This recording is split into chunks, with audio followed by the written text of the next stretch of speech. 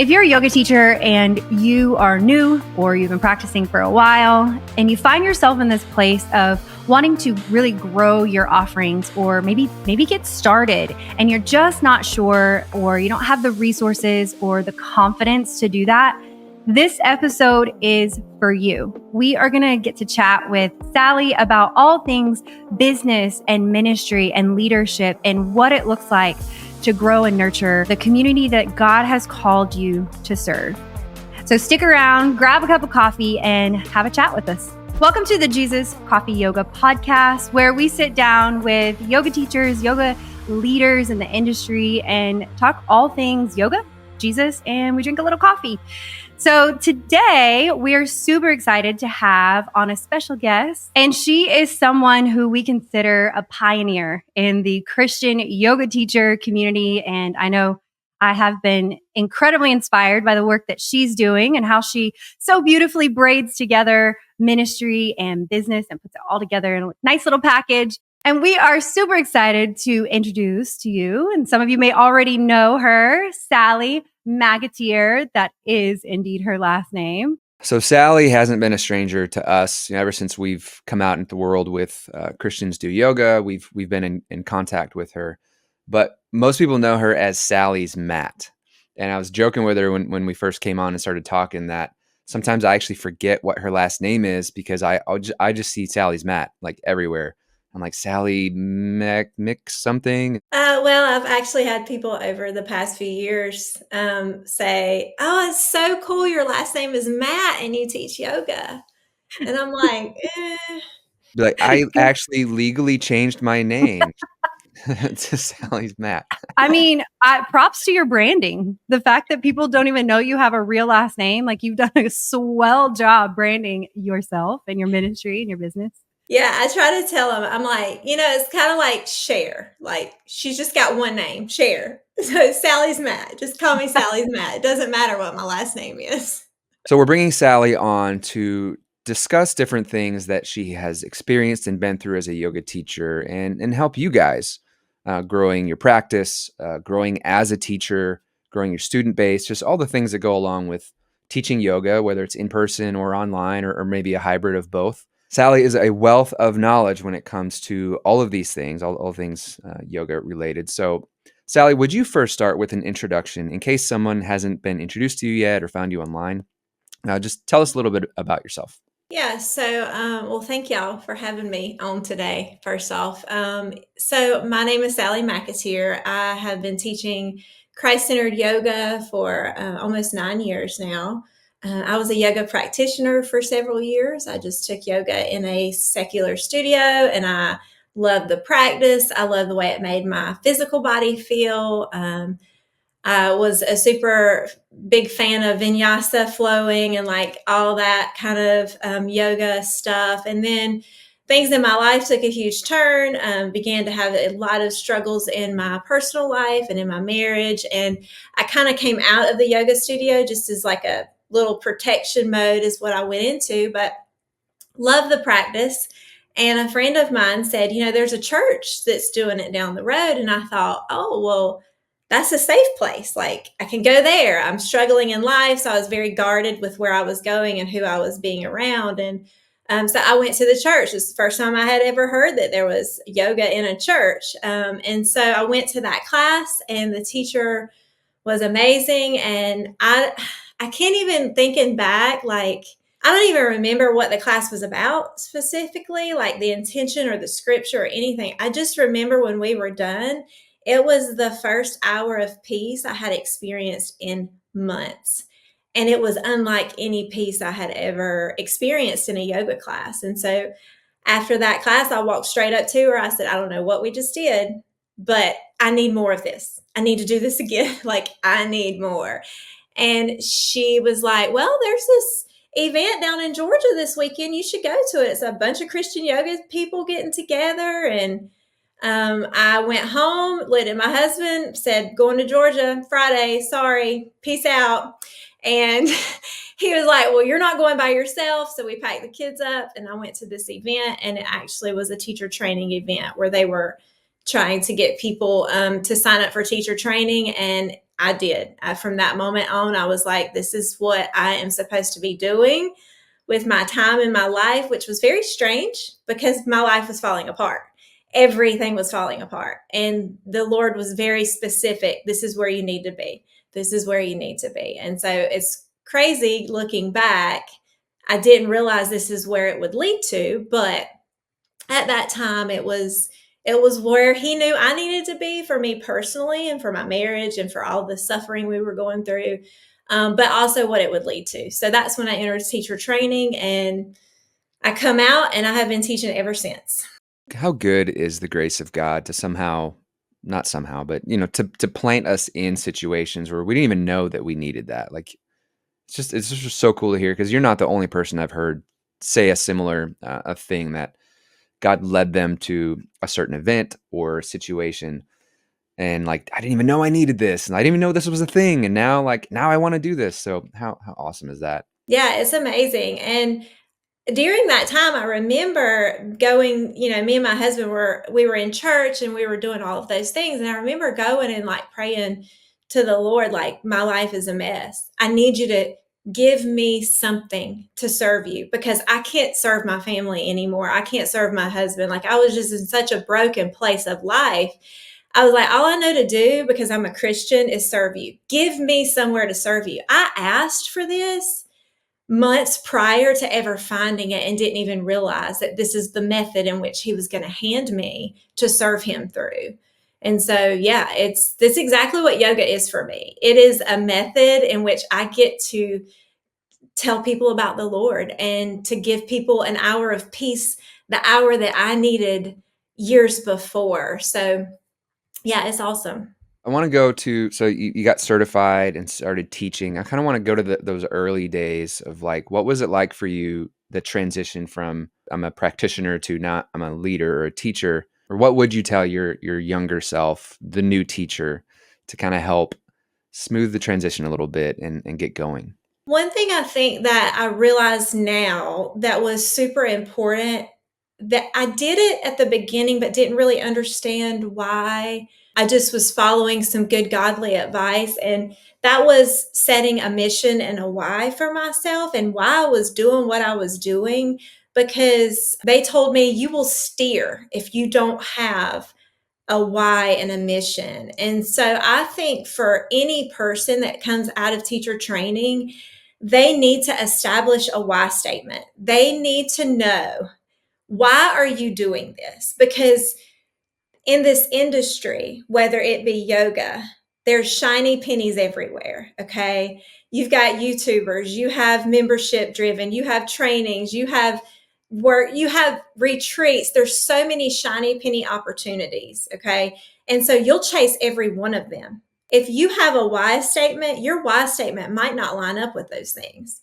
Your why statement might not lead you to do retreats. Your why statement might be the thing that keeps you local in a studio for your career. So having a why statement needs to happen. And you can call it a mission, you can call it whatever you want to. But I established a mission statement very early, and that was to help the lost get found and the found get lost in time with Christ. That is my mission statement. I established it 9 years ago, and I have not veered from that statement. So everything that I go to do, if it doesn't line up with that, I don't do it. If I get an opportunity to teach yoga, but they ask me to leave my faith at home, I don't do it, because that doesn't line up with what my why was. And so I would say establish a why. And then the second most important thing is, what is your measure of success? How do you measure success? Is it a full class? Is it booked yoga retreats? What's your measure of success? And knowing those things going in is vital. It's vital to know that, because if your measure of success is money, well, that's what you're going to be chasing. And so that's what you need to define early on. And I think once you set those things in stone, stick with them and just keep following them. And honestly, Nick, that's all I've done. I have done that from day one, and I have just chased my mission every time I teach a class. Yeah, that's super powerful. I would say just in life, in any business, that those two things are key. Because also with the why, it's going to get hard. There are going to be times, I mean, even at every level, you're going to experience things that are hard. Things might get easier, and then you just enter into a new hard. Like there's just always something that will come up that will challenge you. And even if business is easy, sometimes stuff in personal life can become hard. Like it's just guaranteed. So having that why statement when things are hard is crucial too, or you're going to quit. You'll burn out very quickly. If your measure of success, if you're not knowing what it is your goal is here in this whole thing, you will burn out. You see it in pastoral, like you can tell when these pastors are burning out, it's because they're chasing the things that maybe weren't lining up with the original call of the Lord, with the original method. That's why I've not steered from yoga. I know the Lord gave me this method and He said, serve me here. This is where you're going to serve me, not man. You're going to serve me. And so every decision I make, it's for that success, to serve the Lord. And if I try to plug in man and what they want from me, I'm going to fall short every time. And so it's super important with establishing those things, because God knows us individually and He's the one that leads us. And if we follow His leading, whether it be in a Christian class or in a secular studio, which many Christian teachers teach in secular studios, and that's great because that's where the Lord has them. And I know where He has me. And if I don't authentically stay in that lane and I try to venture off, I've done it, Nick. In the past 9 years, man, the reason I've learned, I think, a lot of this is from messing up, from not being obedient to the call, and then laying in my bed up at night convicted because I steered from what I knew I was supposed to do. And it was like that conviction, it was what led me to go, nope, stay in your lane, Sally. You've got to stay here. I know you got the opportunity to teach at this yoga studio, and they're willing to pay you great money to do so. But if I have to compromise what the Lord told me, I'm not chasing money. That's not my level of success. And so having that to always go back to has been super good for me. Yeah, and I think too it's important to point out that sometimes making mistakes is part of the process, and like we don't always notice until we've crossed the line and we're like, oh yeah, I don't like this. Or we're reminded. So hopefully our loving God often gives us gentle reminders, but sometimes if we don't get the message, the reminders or his message gets louder until finally we wake up. So the sooner you can recognize, hey, I'm getting outside of what God's called me to do, the better. And the sooner we can course correct along the way. But your journey it doesn't look like a straight line from A to B. It often looks like a meandering walk through the forest. It's sometimes we have those course corrections along the way. Right. And you also have to think, I've messed up a lot, but just being able to own it and be authentic and say, I was trying this, y'all. It's just not what I'm supposed to be doing. I need to be me. I need to be who Sally is supposed to be because of what God has called me to do. And people understand. Yeah, not everybody's going to understand. But if you say, look, this is veering outside of my lane, I can't do that. Most people respect you for staying in that path and sticking with that why. Yeah, when you set and hold boundaries, people will respect you for that, even if it upsets them or even if it's not what they had wanted. You will earn people's respect by establishing and holding those boundaries. Yeah, I've had a few examples in my classes because I teach Christ-centered yoga, and that's the name of my class. So people come in with that lens or at least that thought, but that doesn't mean they're all Christian.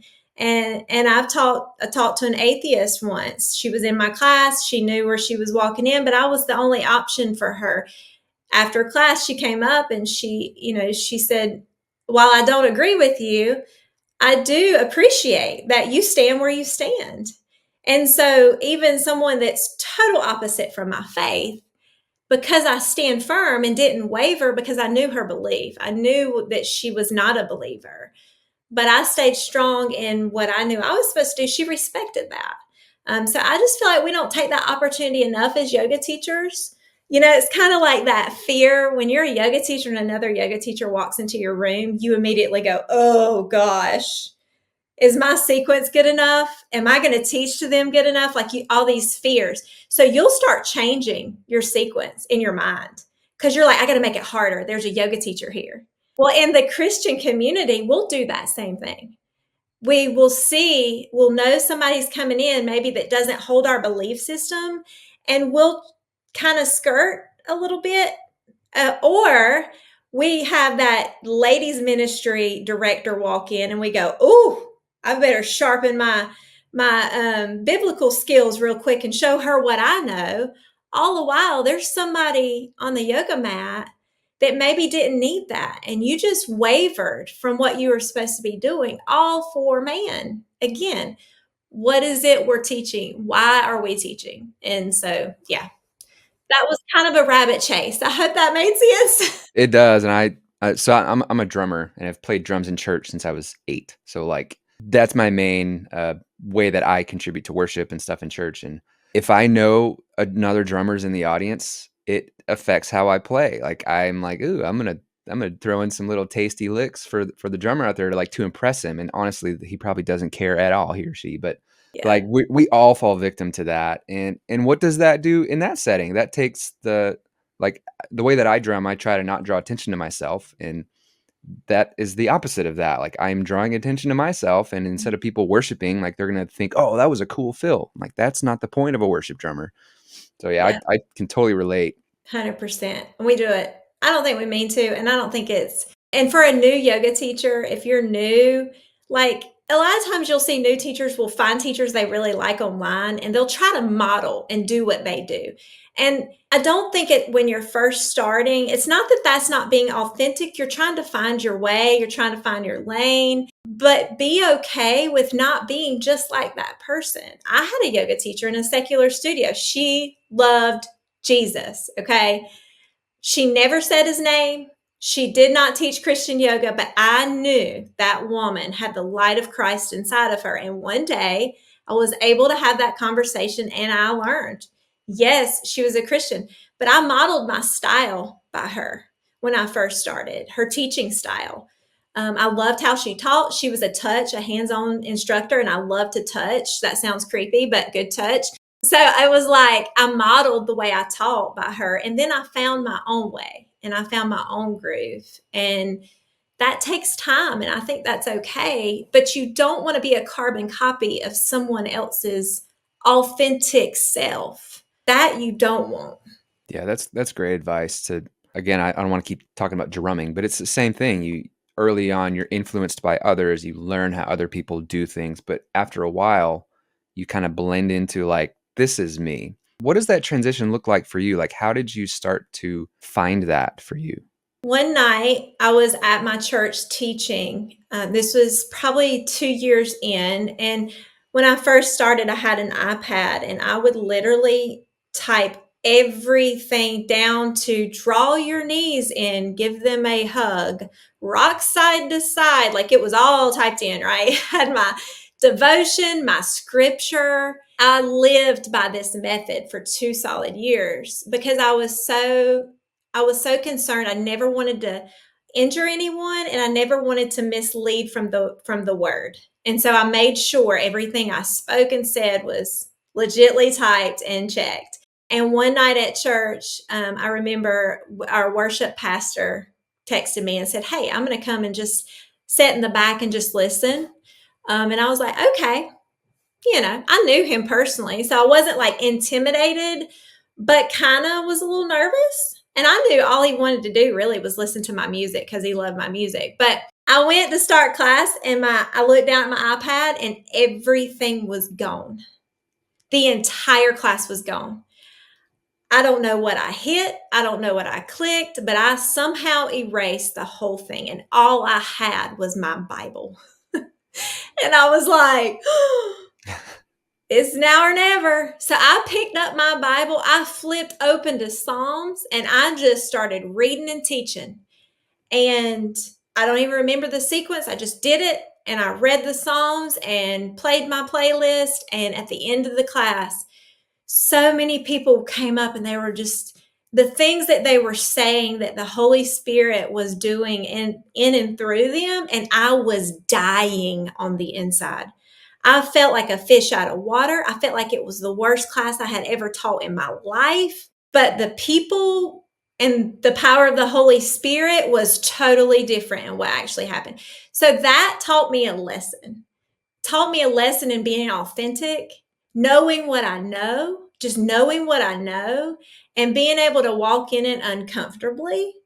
And that taught me. And then from that day on, I never used that iPad method again. I just gave it up. I was like, I felt like it was my little wake up call with, are you trying to perform and stick to a playlist? Because watch what I'm about to do. And it was like the Lord was like, okay, now it's time to lean on just my word, because that's all you need, Sally, is just my word. And so I tell a lot of new teachers, make sure if you're teaching Christian yoga, take that Bible with you, because that electronic device will fail you, but that Bible will never fail you. So make sure you have a copy in your bag.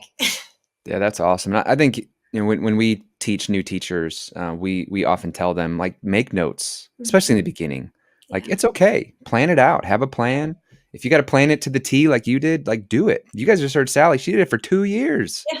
That you were clearly ready for it before that, but it's okay to use notes. But at some point, it becomes a crutch, and like you spelled out, actually was holding you back from creating the real experience that God wanted to create through you. I felt like after that, I really advanced forward in teaching as far as just letting the Holy Spirit guide me more. I was controlling, we have this self issue with performance that we don't have to have. I was not supposed to be doing that. Clearly, the kindness of the Lord gave me 2 years of trying to control this. And then he was like, okay, you're ready. We discussed this in our Sunday school class, me and my husband, with the pruning. God prunes, but he doesn't prune you till you're ready. He knows when you're ready to grow, but he lets you grow. And then when you're ready, he goes, okay, now let's cut this off so you can grow more. And he's done that to me. And I hope he continues to do that. He just pruned me again this past year in my ministry. I just moved everything. I moved all of my classes. Y'all, everything's been going great as far as, people attending. My space is maxed out. And then I felt like this past year, he was like, okay, it's time to pivot. It's time to pivot. And I'm like, but everything's going great. Why? And I pivoted. I did the thing, the hard thing, and I just did it. And even my students that have been with me for 9 years are like, why are you moving? I'm like, I have no idea. Ask the Lord. I have no idea. But I did the thing, and now it's like I'm seeing a whole different level of growth, not in Sally, in my measure of success, which is kingdom, him. That's where the growth is. And it's like, okay, this is it. This is why I'm doing this. Yeah, there was something you said earlier. Well, it's around the measuring and what you call success, because there is a financial aspect to this. If it's more than just a ministry, and there are some people like, I don't need the money. This is my ministry, and that's okay. It's nothing against that. But there are a lot of other ones that like, hey, this is either like a side part-time hustle, or like I want this. Like this is how I'm helping support my family. So like I need to make money with it. But most people probably don't want it to be like the only thing. Like, how do you do both? Like, if you're needing it to help support your family, how do you walk that line of like, well, I want my classes to be full, or what are some of the things that you see with people that you mentor? What are some of those measures of success? And then how do you kind of help them walk that line of like, yeah, we need to make money, but that's not the focus? So when I mentor other teachers who they're like, I'm going all in, I need to make an income. Doesn't have to be a lot. I just need an income to justify not working. Then I mentor them into the path of teaching in a successful manner and not marrying to the yoga life that makes no money. So in this industry, the running joke is, if you expected to make money, you picked the wrong industry, right? That's what we all say. Yoga is like obviously not a huge moneymaker, but that's not really the truth. You can make a lot of money in yoga if that's the path that you want to take, but there's a certain path there. Oh, I'll just say this. I hope this is okay. If it's not edited out, it's fine. But like, I would not tell them to open a yoga studio. Please, studio owners, don't be upset with me. But that's not a path of financial gain. A path of financial gain is being an entrepreneur and working for yourself, and then you will get a good steady stream of income. I worked full time for Harley Davidson when I came into this, and I worked in marketing and event planning for Harley Davidson. That was my income. And I left that to do this full time, and I still have an income. I dictate how much that money is. I control that. If I want to make a whole bunch of money, the opportunities are there. It's just a matter of what it is you want to do. So if I was going to take a yoga teacher that said, hey, I need to make a bunch of money, Sally, where do I need to go? Well, first you need to teach a class. Find a class and start teaching. Because if you're not teaching, you can't sell your product, which is your class. You've got to have a product to sell. A lot of times teachers come out of school, and y'all know this. You know this, Kristen. What do? They establish a YouTube channel, website, buy all this equipment, get all this stuff, buy all these props, and they ain't started teaching their first class. It's like, y'all, you've got to teach. And then from that one class, you can grow a business as far and wide as you want to grow it. But you can't do it if you don't start teaching. The only thing that's mandatory for a teacher to have once they're trained is insurance. Just have insurance, okay? And go to a park and start teaching. But you've got to teach. I have people come to me all the time. Sally, I have a logo. I got t-shirts made. I got all this stuff. And I'm like, okay, how many people's coming to your classes? Oh, well, yeah, I tried a pop-up class. Nobody showed up. So I'm kind of waiting to start that back. No. That's not how you grow and make money. If money is your driver, okay? If money is what you need to do, there's a path, okay? Now, I would never recommend, if you're going to go into Christian yoga and that's going to be your sole thing, I would never recommend financial being the success. I would recommend growing the kingdom as your measure of success, and the Lord will bless you. And I feel like he has blessed me in that manner with financial gain. Now, I don't measure my success by how much money I make. That's not my measuring, but that's just my method. Again, I told y'all my method at the beginning might not be your method, but there's definitely an easy way to make money in yoga. Y'all, this is... How many millions of billions of dollar industry are we in? There's ways. And I always just say entrepreneurship.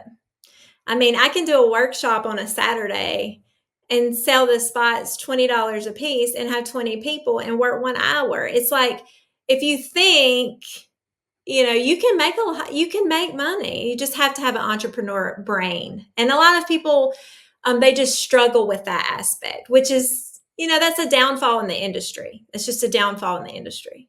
I know you see this, and we see it a lot too. People aren't sure, like, I'm a Christian. So when I was a hairdresser, I had no qualms about charging people to do hair. I was a Christian and I ministered to people in my chair, and they received the service from me. So we do see this. And I do think there are some people who feel led to do like nonprofit, or it's just their passion project. Great. Like, that's great. But for those people who, like, it's almost like they don't even want to admit that they want this to be their career or their job. And I think something that you said earlier, what I love about you, I've always loved this about you, is you're an activator. Like, you're just like, let's just do it. Like, let's see how, and I am very much that way too. And I really respect that about you, because it gives other people courage to just jump off their cliff too and say, let's just do it and see what's there, see what we can learn in the process. But something you said earlier was, you've got to teach. And like, you, for 2 years, it's like you put in the reps, and I've kind of followed you for years now, and you've organically grown. You've kind of said, all right, Lord, here's what I have to offer.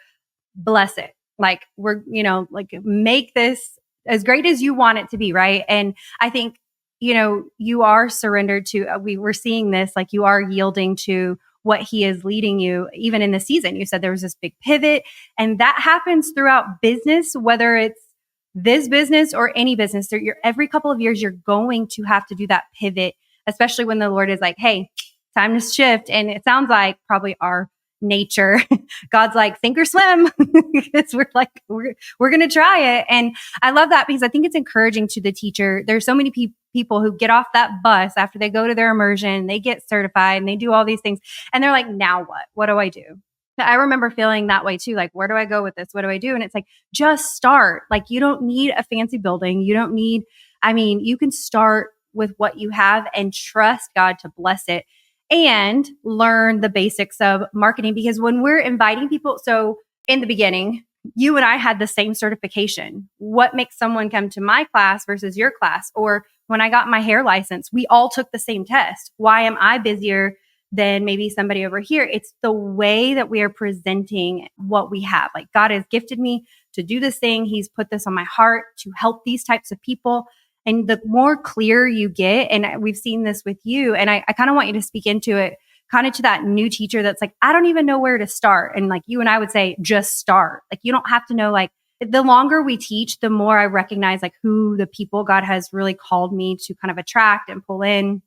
And I'm sure you see that in yours as well. But like, it's like, you just have to start and just get the reps, because what's lacking in that invitation, like what you're saying, like, well, I just did a pop-up and it didn't work, is confidence. The way we gain confidence is by doing something over and over and over until we feel like we've mastered it, right? And whether the Lord pulls the plug literally and says, now go, or we kind of just set ourselves up to say, hey, for 6 months, I'm just going to teach. I'll teach to whoever wants to come in here. And then you're going to start to see, I really like teaching this kind of class. I really like speaking this into people. I really feel drawn to people who've gone through immense trauma, or like for me personally, I'm really drawn to like the people who are like the powerhouses and they want to just keep going further and want that push. And so recognizing that, but you're not going to probably know that on the front end. Like, just start teaching. And I've watched you do this beautifully. And so for you to look back and kind of share that story of kind of where you're at now, even up to this most recent spiritual pivot, if you will, business pivot. It's like, we've seen you model this because you do live out loud. You share exactly where you're at, what the Lord is doing. And I love that you invite your community into that. And I think authenticity and then just vulnerability, like just putting yourself out there, is going to naturally just build that confidence of, instead of saying, like you were talking earlier, well, I want to be this type of teacher. Well, the Lord might have other plans for you, right? Like, he may want you to be a different type of teacher in this season, but we don't know until we just start moving, because God's always moving. He's most of the time waiting on us to step. Like, it's like, I'm just waiting for the Lord to do this. And it's like, no, he's always moving, like just constantly moving. We have to decide if we're going to step and go with him. Right. And so I've loved watching you live out everything you're telling us right now, kind of like from the very beginning to where you're at now. We've seen that because you do lead with authenticity. And so something you have such a strong influence, obviously, with your students. Your classes are really thriving and they're healthy from what I can tell. And then also you have a lot of influence with the teachers in our sphere of influence. And I would love for you to kind of share, like, when did you kind of decide? Like, so you're just like, I'm teaching. I want some of this. I got my iPad. We're going to Georgia. I'm teaching. When was that moment where you're like, this is what I want to do professionally? And like, God in all of his kindness, and I just want to speak to this, and we talk about it a lot. Like, he is so vast and so big, like he can actually allow us to do ministry and business at the same time. Like, it doesn't have to be either or. And so many people get hung up on this part of it. And so when did you feel that shift start to happen where you're like, okay, I'm going to leave my other job and start making this my profession? And just doing business with God instead of like either or, you know what I mean? And so speaking to that teacher who's like, I really want to do this, but I'm struggling with charging people, or I'm struggling with the confidence to essentially like sell yourself in a way, right? Like you have to kind of, what are you offering? People need to know. What did that look like for you? Or kind of where did that happen? Hey, real quick, I wanted to let you know about an opportunity to gather with us in person for our very first yoga teacher retreat. November 7th through the 10th, we're meeting right here in Oklahoma. You guys can come and hang out with our team as we get to pour back into you. Our focus for this retreat is to help you restore and rest from all that you do to pour out, to revive and remind you why you started this work in the beginning, and then to resource you with practical tools to take your next steps so that you can truly thrive in not just business, but in life in general. So if that sounds like something you are interested in, head over to christiansyoga.com/retreat, and we will get you all of that information. If you're listening to this later down the road, go ahead and head over there anyways, and we'll have a spot for you to sign up and be on the first to know when we have something like this coming up again. So when I left training and got home, I knew I was supposed to just teach, but I was very scared to ask my pastor, not because my pastor is like the most legitly godly man I think I've ever met. And like I knew he's awesome, but I also knew about yoga in church, and I go to a fairly large church. And so I just wasn't really sure. And we're Baptist. Don't kick me off. I don't know how you feel about Baptist, but like we're Baptist, we're Southern Baptist. And so it's like, I thought, oh, they're going to be like, no, this is against our rules, or, I reached out and sent him an email and was like, look, I just got back from this training. I really want to start this at church. I'll do it for free. I just want to teach. What do you think? I sent him, the mission, the information about Christian yoga, just to give him a rundown. He emailed me back. It was not long. I remember thinking, okay, give it 24 hours before you start crying. At least give it 24 hours. But he emailed me back almost instantly. I think it was maybe 20 minutes, and was like, absolutely, you can start. When do you want to do it? And he said, but I do suggest that you at least take donations. And so that freed me in the money aspect. I didn't realize that if you say, I'll do this for free, just let me teach, you're not letting people have the visual that there's any accountability for them to show up, and that you have value in what you're offering. And so the first thing I always tell teachers when they say, I'm going to teach a free class, I'm like, no, don't do it. Not a free ongoing class, not a free, I'm going to do this for the next year for free class, because you are now, I guess, creating an environment of a community that thinks that what you have has zero value. Okay. At a minimum, put out a basket and just say, if you would like to donate, I take donations. But the second you say the word free, you have taken what you're offering that you probably, if you're like me, I've got over $10,000 worth of training under my belt. I've got a lot of money invested in this. It costs money to have a quote unquote free class at a church, because you have to have equipment, you have to have your training, you have to have insurance, you have to have music, you have to have essential oils, and them things are not cheap. You have to have all the things, but yet you're teaching for free. That should never happen to a new teacher. So if you're a new teacher, get that word out of your vocabulary. Get it out. Now, there's nothing wrong with taking donations, okay? Now, if you're going to teach at a church, I know dependent upon the denomination, because this is a tax code thing, some denominations will not let you take donations, but then the church would pay you, okay? So biggest thing I could say advice-wise on that, first starting, don't do anything for free. Now, I have done free events. So I got invited to do an event with 150 local women. And I was allowed to speak and do a chair class for 20 minutes. They did not pay me, and I did that event for free. Why? Because I was in front of 150 local women, and I came out and walked away from that event with 3 private clients. So that one-time free event gained me revenue.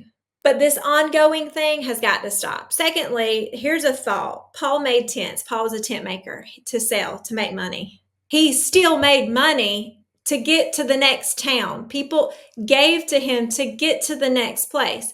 there still has to be a level of revenue to feed you, to do the things you need to do, even in ministry. So pastors, they make a salary. Secretaries of your church, they make a salary. They still get paid. So the thought process that just because you're in ministry, you shouldn't be paid, that should go out the door, because you have to. Now, what level of payment? That's not up to me to decide, okay? But the thought that you do not get paid to do ministry work is absurd to me in the way that ministry is cultured in our country. We have to eat. Pastors have to eat. I think ministry business, to me, they're the same thing, because my ministry, going back to my mission and my why, my business lines up with that ministry mission and why. So my business success is not determined by my revenue. My business success is determined by how many people come to me at the end of the class and tell me about something life-changing that happened for them, or something in scripture that they had never heard that they learned, or 5 minutes of quiet time spent with the Lord that they hadn't had in 10 years. That's my measure of success. So for me, my measure of success is not the financial gain, but I do make money because I need to have an income. I left a job of income and I needed to have an income. I started a clothing line. I started my prop line for teachers. I do mentoring. Like, I've started avenues, streams of income to make money. For my business, whenever I left my job at Harley Davidson, I'm going to be totally honest with you. It was not because I was like, okay, I'm walking in obedience. I'm going to do the thing, Lord. I'm getting out of the boat. I'm stepping out. I'm doing it. No, the Lord took my boat and he sunk it. That's how I ended up. The owner of my company came to me one day. I was getting ready to leave to another training, another yoga training. The owner of the company said, I need to talk to you before you leave. And he's like, where is this yoga thing going to take you? And I was like, what do you mean? And he goes, I've decided to sell the company. And he is my man. He was my man. Like, I stayed in that business as long as I did because I loved the owner and we had a great relationship and for years.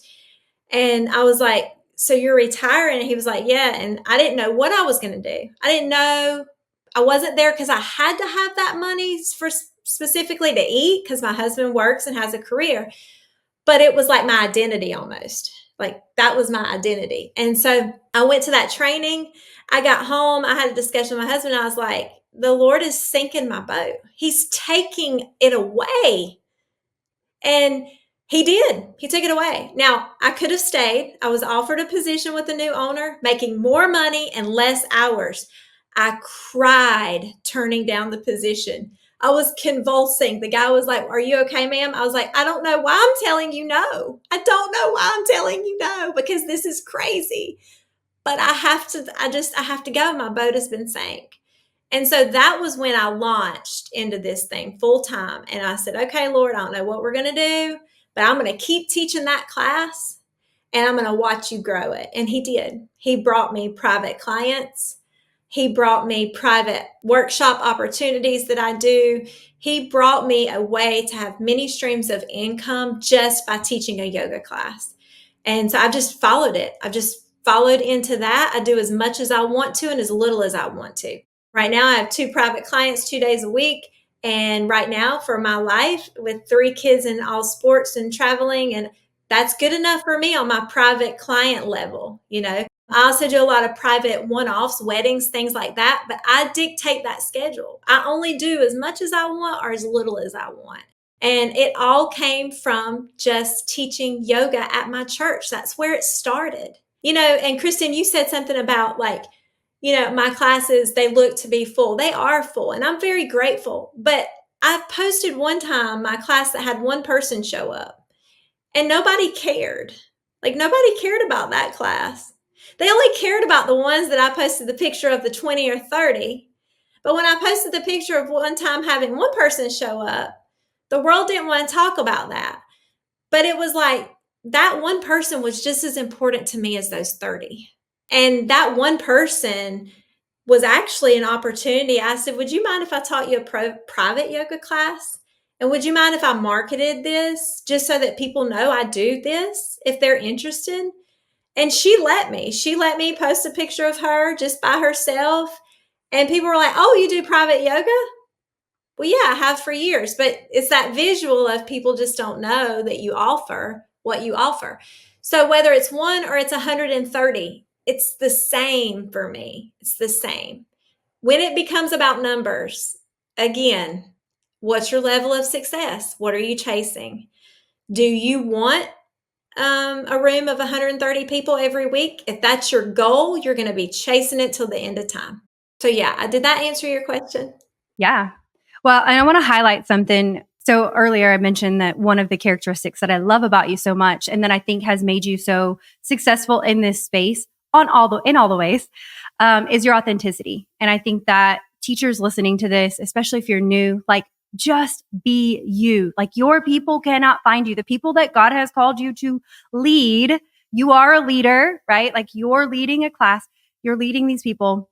They can't find you if you're trying to be someone else. So I highlighted that earlier, but as you were talking, I also recognized that you are very quick to obey. So you were talking about crying. You're like, I don't even know why I'm saying no. So like, you have this spirit of obedience, and that is so admirable in this space, because a lot of us, when we get into these places and God's like, I need you to stay, or I need you to go. I need, like all of, like, you telling your story, we're so afraid. We're so bound by fear that we won't obey, because we think that the success is up to us and the obedience is up to us. The success is up to God.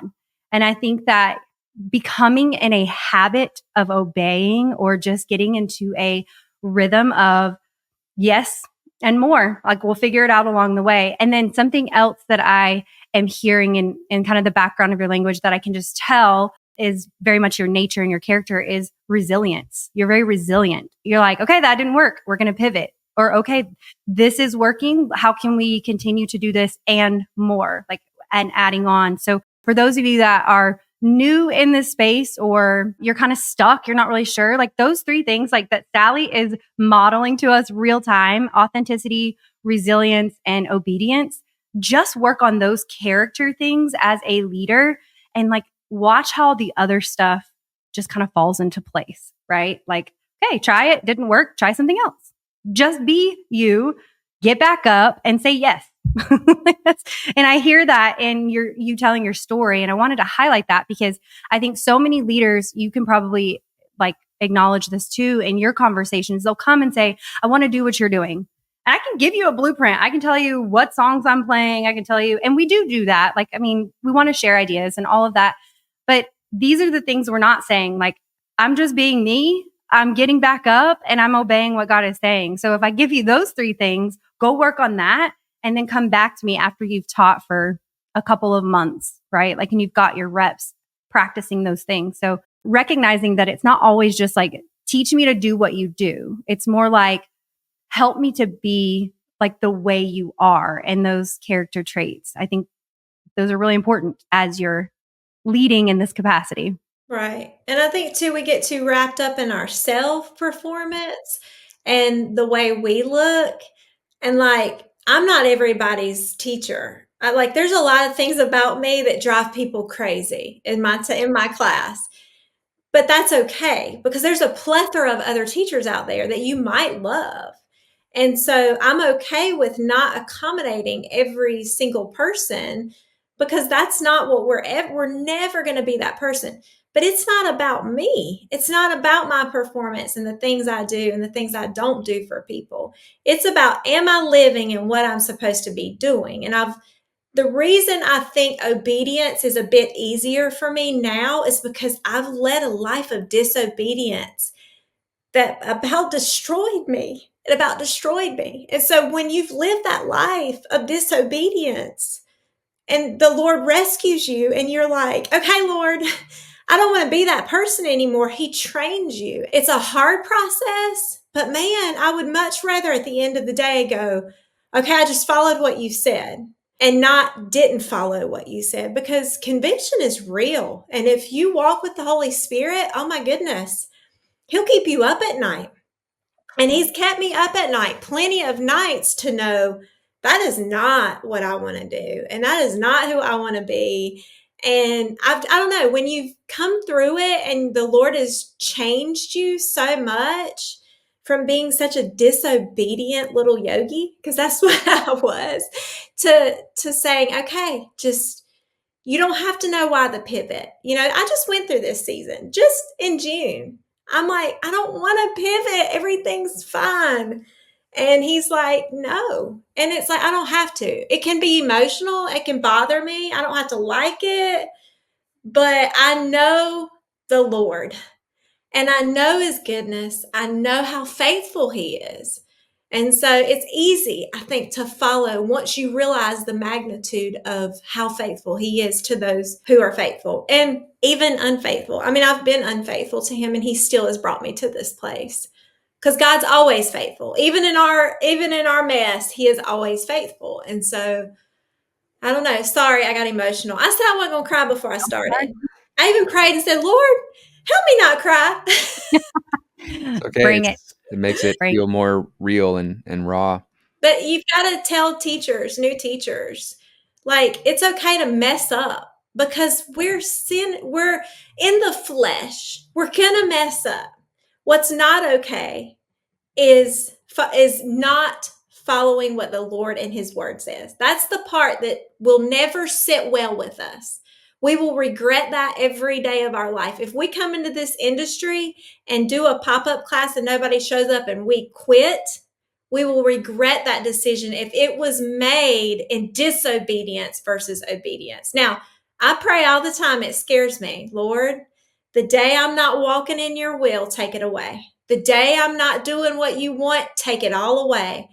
And I used to pray that in fear when I first started. I used to go, oh, but I really like it. Please don't take it.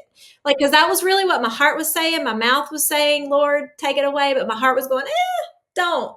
Now I pray it with a confidence. Lord, if I start walking and going off your path, take it. Take every bit of it. I don't want any of it. And I know that if he did that, it would be because I was not doing what he wanted me to do. I have a question kind of along the lines of what we've been discussing here. Have there been moments in your journey where whatever you were doing wasn't working? It could be for a number of reasons, because of money or time commitment or just whatever it is. You just had that feeling, what I'm doing isn't working, but I don't know what to do next. Clearly, there have been times where you felt a leading, where you heard God leading you. Have there been times where you didn't hear that and you weren't sure what to do? Like, what do you do with that when you're not feeling led, but what you're doing isn't working? There have been circumstances in the career, like different types of yoga I've tried to implement in my schedule. I'll give you an example. Like, I wanted to add a chair class in my schedule. I took a really good chair class from my friend Melissa, who's like an amazing chair teacher, and I fell in love with her class, and I thought I could do this. So I started teaching that class, and I had people come, and the population of the older community I love, because it was donation, and they would bring me like vegetables and fruit instead of money. And I just love that. I'm like, I'll take it. One brought me a pack of expired peanut crackers one day, and she handed it to me with like such gladness, and it just warmed my heart. I was like, I love you people. I love y'all. It was just such a different population than what I was used to. But I did always know that kind of wasn't like my mission field. That was not my mission field, but it was like one of those shiny pennies, like, sure, I could do this. And I did it, and I did it, and I did it more out of just, I loved them, and I just wanted to help them and give them a little bit of love. But it wasn't really in my heart. And I'm like, why am I still doing this? And I did it for a couple of years. And finally, I just completely was like, when I take my break, I'm not going to start by a chair. And some of them were a little sideways with me. They probably still are. They probably talk about me at the hair salon. But as soon as I stopped, that was not something I felt like the Lord led me more to do. It was more like a personal thing. I felt a weight come off. It was like, okay, you weren't ever supposed to be doing that. So that's probably why the Lord wasn't like convicting, or because it was never within what you really should have been doing. I think sometimes we make decisions that are just bad decisions in business. And like, you're like, where are you, Lord? Well, he wasn't in it to begin with. Why are you asking where he is? You just did something and then you expect him to give you the way out when he wasn't in it to going in. And so that was that type of situation for me. Pre-COVID, I totally overdid it. And I didn't realize that until COVID hit.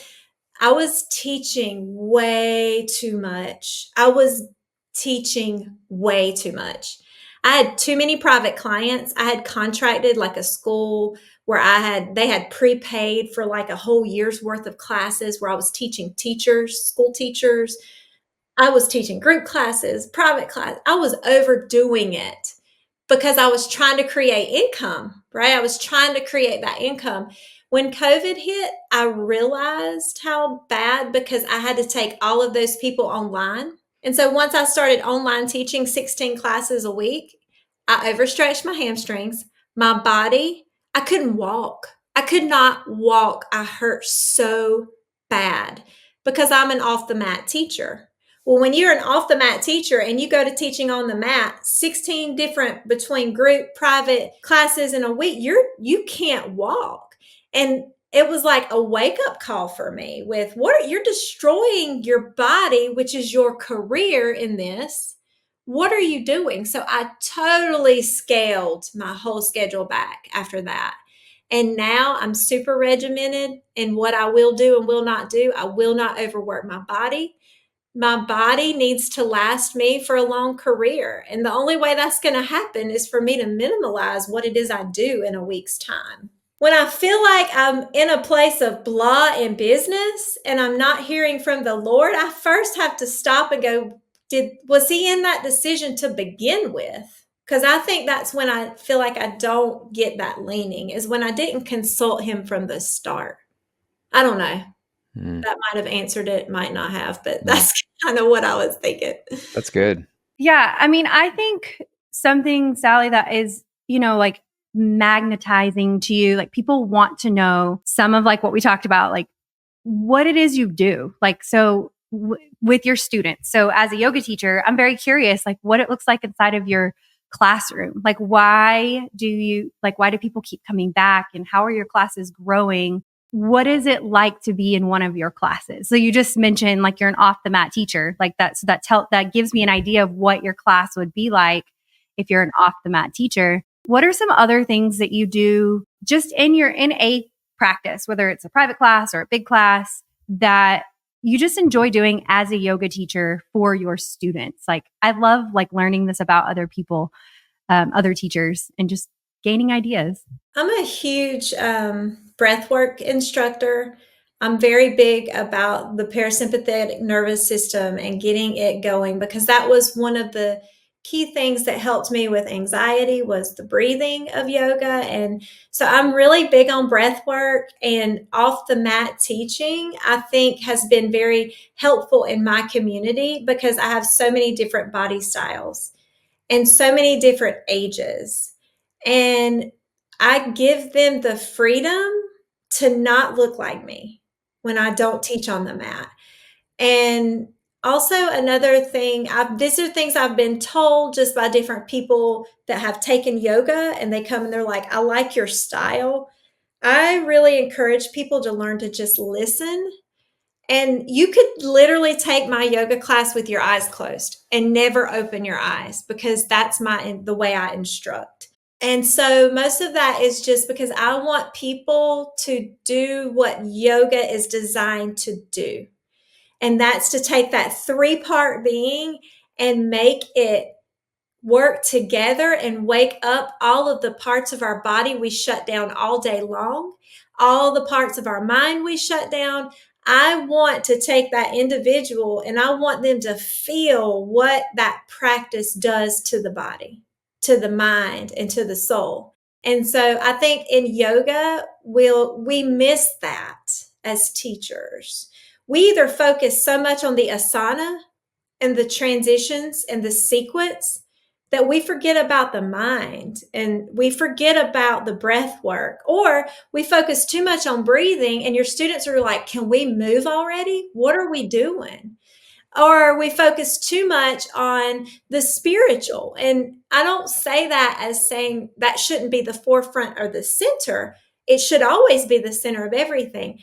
But I think it's finding that balance of encompassing all three of those. And I do try very hard in my classes to do that. We start with breath work. I set an intention. We move. We get to our peak. I typically will put you in child's pose or on your belly, and then I'll begin to read scripture or devotion or whatever's on my heart that day. And then we'll move some more, and then we'll get down onto the ground and we'll slow it down. And then that's when I'll go more into like what that scripture it can mean to us, and more of the devotional part of it, and then shavasana. And I don't know, like that's just my form. It's my method. And I touch people. That sounds very bad. Do not soundbite that and say, Sally's Matt's weird. She touches people. I do. I love to touch people. And so I have found such connection in putting my hands on people. And I don't know, I treat them like my babies, my children. When I go to touch somebody's back, I want to give them a rub like I would my son if I was comforting him. I just treat people the way I was treated in a yoga class, and it changed a lot for me. And so that's my style. I hope that was descriptive enough. Yeah, no, it was really descriptive. It's funny because I am not a toucher. Like I have to be very intentional in certain poses, but I like to be touched in yoga practice, but I'm not a touchy person in general. Like I scored a zero. Like I didn't even know you could score 0 on physical touch when I took my love language. It's like, I don't mind being touched. It's just not natural for me to touch people, but I do know how much people love it and how like, it can just make their experience. I love it. I love when I'm in a class and the teacher is on my mat with me and things like that. So I have to be very intentional with that. So yeah, it does give us an idea of what, like, what a practice with you would be like. Well, let me tell you, I'm going to interrupt you for this one because I am just like you. You need to talk to my husband about this. When he met me, his whole family are touchers. They're huggers and touchers, and I am not. And when I went to his family's house on Easter, they all were like full frontal hugging me. And I'm like, who are these people hugging me? Like I did not grow up with physical touch, like in a lot of physical touch in that manner. My mom touched me, but like just not like it wasn't, I don't know. My dad was kind of weird. And so I was just like you, and I still am to an extent. But when I get into that yoga class, it is something I think that has been Holy Spirit prompted in me that you will do this. You will do this. And it was that leaning in to what I knew I was supposed to do, not what I wanted to do. And so I think it's super important. Like, it's okay if you are also one of those that do not feel led to touch. That's totally understandable. But if you ever feel that prompting, I tell all teachers, follow it. I followed that prompting very early. And at the end of a class, a lady came up to me. She was pouring tears. I had never met her. I didn't even know her name. I don't even think she ever signed a waiver, if that tells you anything. And she was like pouring tears. And she was like, thank you. And I was like, you're welcome. How are you? Was this your first class? Just doing the whole teacher thing. She could not stop crying. She said, you touched me. And I said, yes, I'm sorry. I touch everybody. Did you not want me to? Because I didn't know I had so many people in there. She was like, I had a double mastectomy a year ago and nobody has touched me. They've been scared to touch me. My husband hasn't hugged me. My kids are scared. Like, she's like, I did not realize how bad I needed somebody to just touch me. And I was like, oh. And so from then on out, I was like, I'm touching everybody because I would have never realized the importance that just my hand on her back was for her and how healing that was for her. So sorry, I had to interrupt. Well, and I think these are the things that like yoga teachers think about, because I do remember I drove out to Kentucky, I think, and Johnny was doing like a touch therapy like workshop. I was like, I want to learn how to touch people properly. Again, I don't want to hurt them. I don't want them to feel uncomfortable. I want to learn like what's that social cue, like whatever. And I remember her saying, if you're in a space, especially if you've had any kind of like trauma or anything like that, where you feel like you shouldn't be touching people, don't. So it's almost like what you're saying. Like if you feel that prompting to touch them, go. Like just go. You don't even, like you said, just putting a hand on their back or on their shoulder or whatever that looks like. And I think it can go both ways for sure. But I like thinking of it like what you just said. It's like if you feel like I should go touch them, for me, that's not a natural thought. So it's probably not my own. Like, you know what I mean? It's like, that's because it's not my nature. And so it's like, if I feel like I should be doing more touch in a class, I am going to challenge myself to be more responsive to that, because I've always kind of listened to the other side of it where it's like, I'm not in a space to like touch or hug anybody today because of where I'm at in my story and my day and all of that. And I don't want to like translate that. You know what I mean? Like, Well, and I think our culture has shut that down too. Our culture has said, don't touch people. And in the yoga world, you'll know this, especially because a lot of us deal with trauma, right? The trauma, I tried to take trauma training. I signed up. I got through the second page. I shut the book and I said, that is not my lane. The Lord made it very clear with me. You are not meant to teach trauma sensitive people. And I know why, because if I'm teaching a trauma sensitive class, you can't touch. And it's like sometimes those people need to be touched. And I have a student who had experienced severe sexual trauma. And I touched her all the time. I didn't know she had experienced it. I had no idea because remember, I'm just a regular yoga teacher. I'm not a trauma teacher. She told me a year or two after I started teaching her how her therapist recommended she begin a yoga class to get her physical body acclimated back to people and other people's presence. And she said, Sally, I'm so glad that you gave me safe touch. You helped me learn how to accept touch again from people. And I'm like, I would have never known that. But because I wasn't a trauma sensitive, that wasn't a no zone, and I was able to do that. And so I don't know. I think we've kind of made touching people bad, and it's not always bad. yeah, no, I think that's good. And I think it's another non-measurable like metric, if you will. Like that's something that you do. Like, so when people go, how are your classes so big? It's like, well, here's my marketing strategy, but here's also the things that they experience in my class. And I do know this from going to hair school. We went through this extensive training and they said your clients become so everybody loves their hairdresser. Like, you don't. Like, once you find your hairdresser, you're like, please, I will follow you to the ends of the earth. Do not ever leave me, right? So your hairdresser touches you more in a kinder way than your doctor does. People trust their hairdresser more than they trust their doctor. And a lot of it is linked to the amount of touch and kind touch and loving touch and not like, I'm scared, that kind of thing. And we learned in hair school, like this is one of the things that will keep them coming back, giving them scalp massage or like while their colors processing, go give them an arm massage. They don't know that this is why. They can't say, I go back because of this. Some people might, but that is a thing that you do regularly in your classes. So teachers, if you're listening and you're like, how do I be like Sally? Like she's leaning into what she feels like God has called her to do. And that is to be on people's mats with them with a loving, kind, gentle touch. And like, I would say, I mean, like you feel led to do that, like to the point where you're like, I'm going to walk around and I'm going to go get them. It's like, that's kind of how I see it. It's like you're crossing this line that not in a bad way, but like the line to go get them and to bring them back and to redeem touch and to redeem yoga, to redeem whatever it is, and then making them feel safe in that. And so I think that that's something worth highlighting as well, is like, this is a non-tangible metric. Like I can't tell you how many people I touch and how often and all of that, but that is something that you do in your classes that probably keeps people happy and coming back. It's a big deal. And to the point, if I know I'm going to have 30 plus, I hire an assistant to come in. And so I'll pay an assistant. That's very common. I had an assistant 2 weeks ago that is their primary job, is to pray and touch people. And I teach them how. And That's how big of a deal it is in my classes. Is I will hire somebody, I will pay them to come touch, and it's like, I have one girl. She does it. She's like, "This is my ministry. I don't need money. I just love to come pray." And she has a signature rub. She does a heart on your back.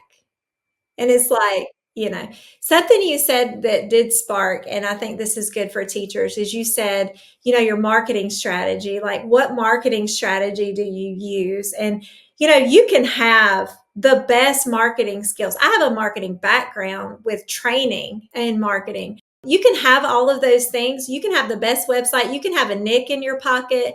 You can have all these things. But your biggest marketing avenue is that person on that yoga mat in front of you. That is where it starts. It doesn't matter how good your website is. It doesn't matter how good your YouTube channel is or your lighting or whatever. Those people in your room, that is your number one marketing piece right there. And teachers lose that. Either they lose it or they don't realize it. I remember I've read this quote. I think it's Maya Angelou. She says, people will forget what you say. They'll forget. So in our context, they'll forget the songs, they'll forget the scriptures, they'll forget, but they will never forget how they felt, right? They'll forget what you did, what you said, but people will never forget how they felt. And so creating that experience that makes people feel free to process and to move or to be still, to do something different, to feel embraced and like touched and like they are sought after.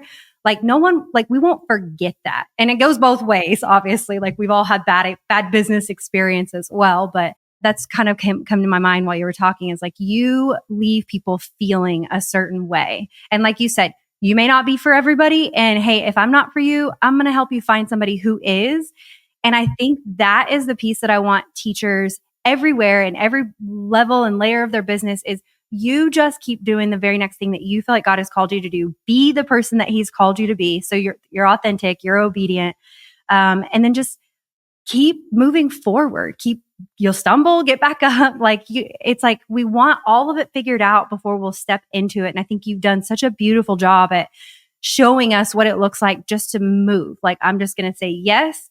I'm going to trust God with the rest, and I'm going to use the skills that I've acquired. You've got a marketing background, you've got great communication skills and things like that to move this mission forward. And like you said, we're married. Well, something we say is we're married to the mission, not the model or not the method, right? Like, so the method might change. The way we do things might change, but my mission is always fill in the blank. That's going to be different for each person because of the calling that God has given each one of us. And I think that's something that you have modeled and walked out so beautifully. And I think it's going to help. I think even just this conversation is going to help so many teachers, especially those of us who do want a little peek behind Sally's mat. We want to know, like, what are you actually doing? Like, tell us more. I love how beautifully you just surrender like all of it. It's like, this is yours and I'm going to do the work, right? Like, it's not like, God, this is your business. Bless it. Make it big. You're like, okay, God, this is yours and I'm going to go in and do the work. Like God put us in a garden and said, go work. Like before sin, He told us to work. So it's not, you know what I mean? So it's almost like God's like, here, I'm giving you this and I'm calling you, empowering you, equipping you to work it, to do the things also. And I love the way that you put all that together and do all of that well. Yeah, it's not a magic formula for any of us. There's no magic to this. It's just be you.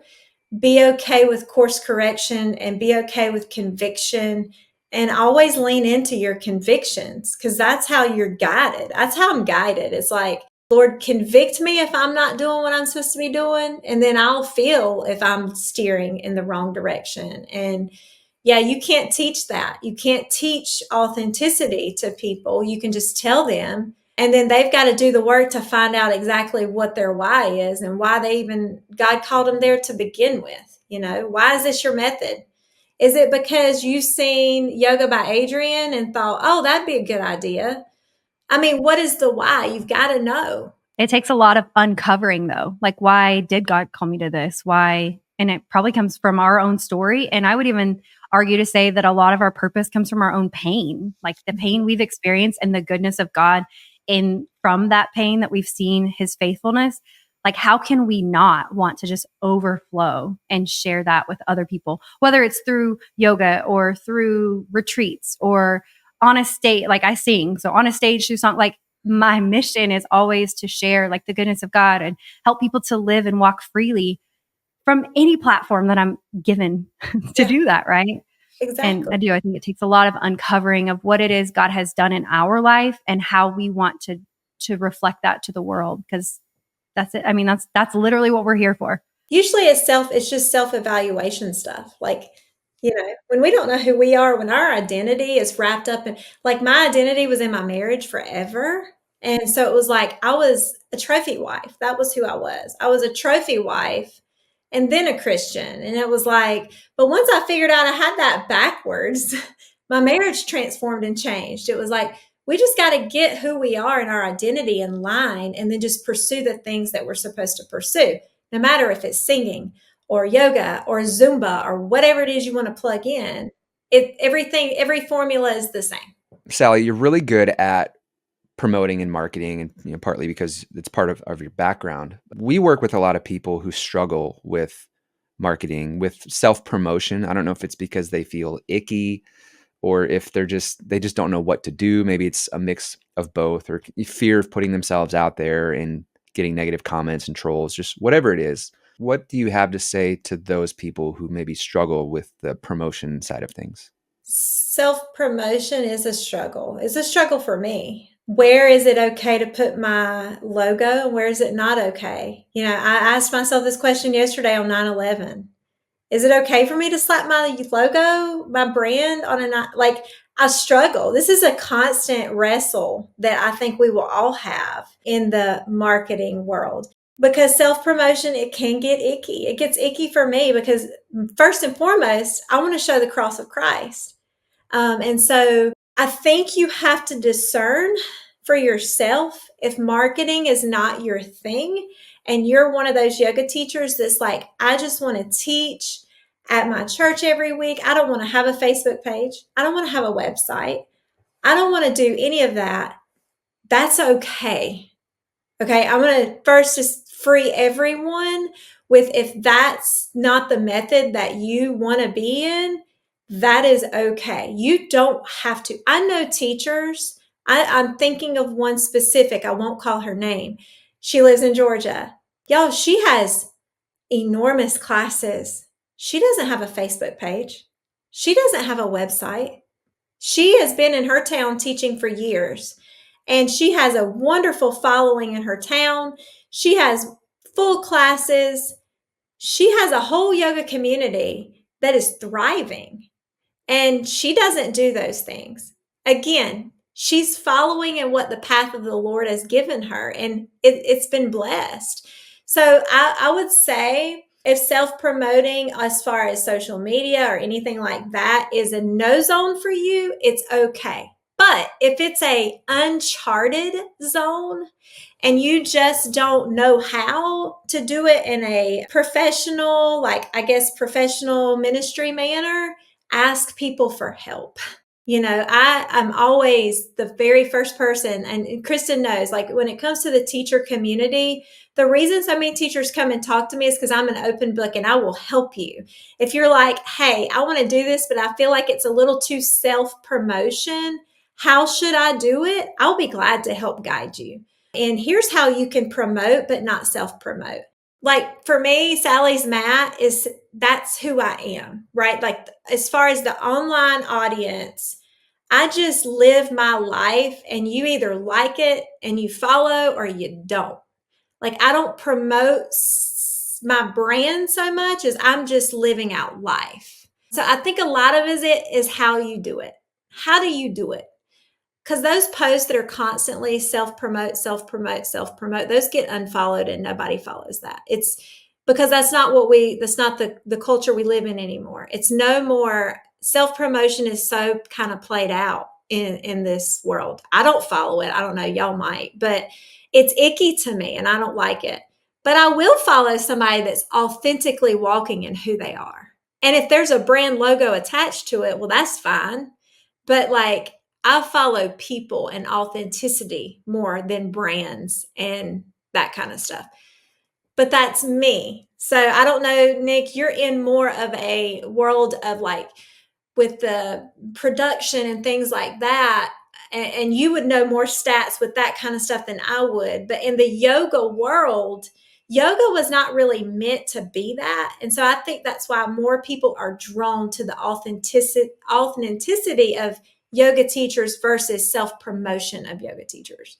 Yeah, I think it can be a hard line to walk. And in my experience, a lot of people just struggle with marketing in general. They just don't really know what to do. It's a lifelong thing. Like I'm constantly learning, and I am in more of like the business marketing kind of world where it's a little different, but still, I think you can just look at what are other people doing and how can I make that my own.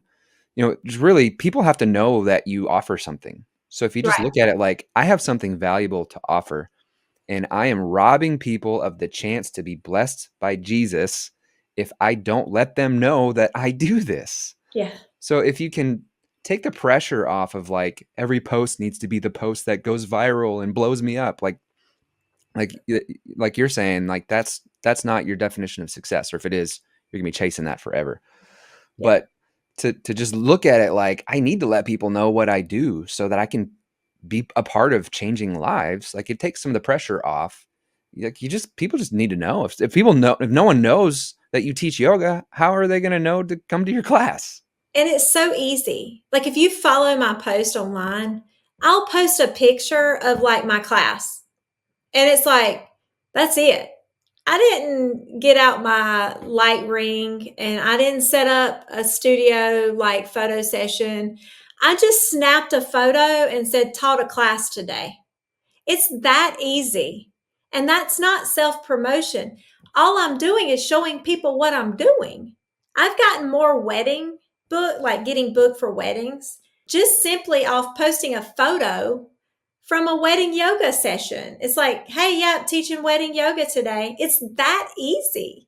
But people overcomplicate it. They're like, oh, but don't I need to like have it this size and this lighting and this? Yeah, I mean, photo quality matters, but not posting at all is not helping you either. And so people want to see what you're doing.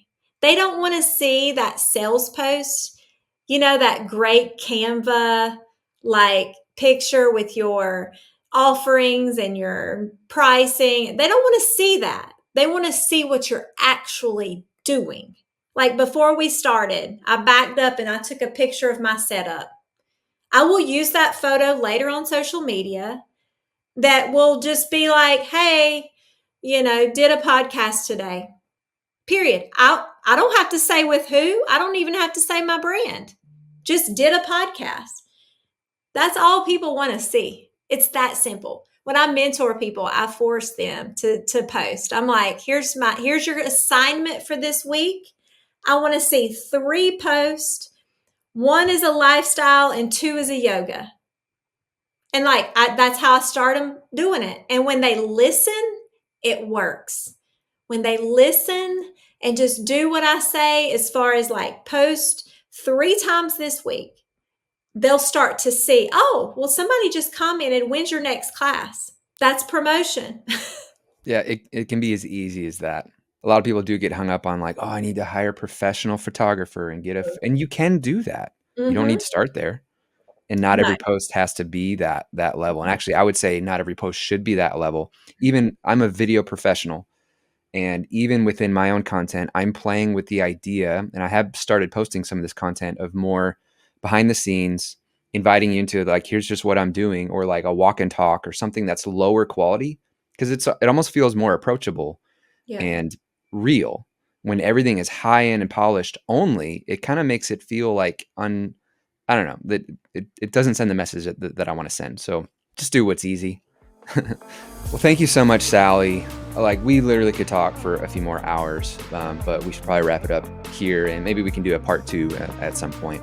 So thank you so much for being on the show. I know that tons of people are going to be blessed by this. And hey, if you are, would you leave us a comment if you're watching on YouTube, or send us a message on social media?